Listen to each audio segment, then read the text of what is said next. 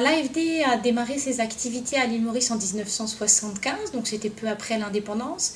Et là, je dirais, le mandat était un mandat de développement au sens classique du terme, avec beaucoup d'interventions dans le secteur de l'eau, le secteur de l'éducation, avec par exemple la construction de l'école hôtelière.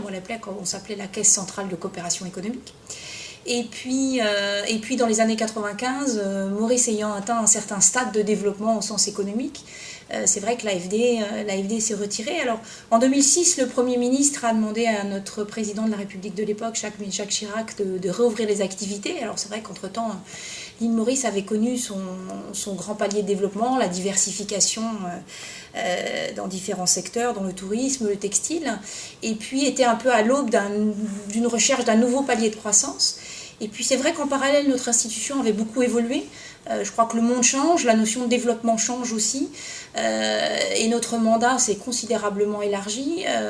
Donc on travaille plus seulement sur les questions d'accès aux infrastructures de base ou de services de base, mais on travaille aujourd'hui évidemment sur ces sujets-là dans les pays notamment africains, mais on travaille aussi sur beaucoup d'autres sujets comme la lutte contre le changement climatique en Indonésie, au Brésil ou en Chine.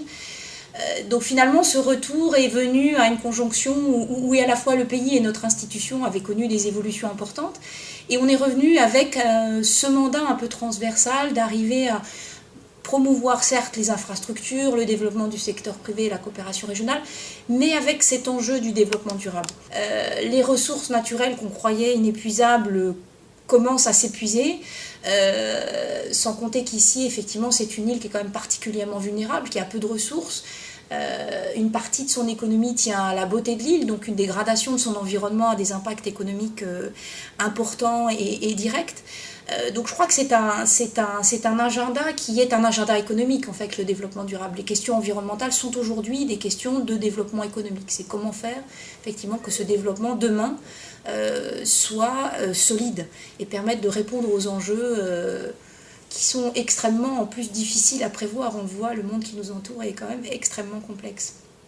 Voilà, donc on est revenu avec ce mandat, donc, et notamment on a, parmi nos activités, apporté un appui important au projet Maurice Île Durable.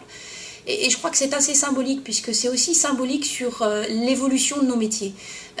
Nos métiers maintenant, c'est d'être comme une sorte de vecteur de transmission pour essayer de trouver des solutions. Ce sont des nouveaux problèmes, il faut inventer des solutions, et quelque part nous sommes là pour faire des ponts entre les expériences en France, en Europe, mais aussi dans d'autres pays, les pays émergents, les pays africains.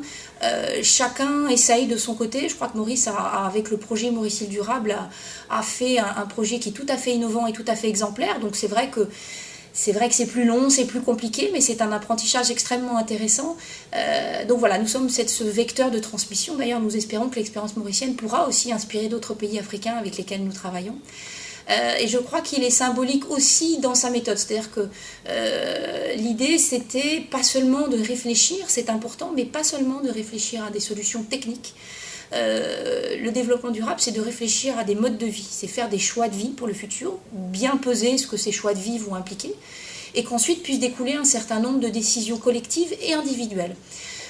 D'où un petit peu ce processus que nous avons accompagné et aidé, par exemple par la mise à disposition d'un expert qui avait été le bras droit de Jean-Louis Borloo pour le Grenelle de l'environnement. Donc évidemment, ce n'est pas le Grenelle qui a été fait à Maurice, mais c'est plutôt l'inspiration du processus et le projet Maurice Île Durable. Nous avons tenté d'essayer de construire avec le ministère de l'Environnement et le bureau du Premier ministre un processus qui pourrait permettre d'aboutir à l'émergence de solutions. Donc il y a eu les ateliers de travail où il y a plus de 300 personnes, donc exclusivement mauriciennes, et ça je crois que c'est important. Là on n'a pas besoin d'experts internationaux, ce sont des Mauriciens qui discutent de leur avenir, qui discutent de ce qu'ils ont envie de faire, de ce qu'ils pensent être bon, et puis ensuite qui évidemment par rapport à ces choix commencent à essayer d'élaborer des solutions. Donc il y a eu énormément de propositions très intéressantes qui ont été faites, et aujourd'hui donc nous sommes à la veille de l'arrivée d'une équipe de consultants qui va permettre d'aider à formaliser, de mesurer aussi économiquement les implications, d'animer une sorte de débat pour faire émerger une politique et un plan d'action.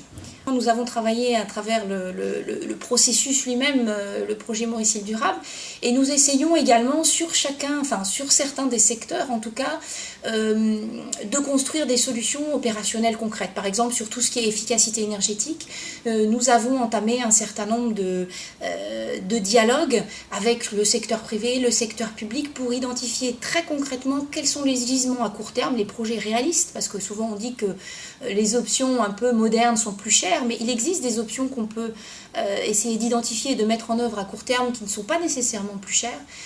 Donc nous travaillons sur les différents sujets d'efficacité énergétique dans le bâtiment ou dans l'industrie pour aider aussi à l'émergence de solutions très concrètes sur des secteurs particuliers.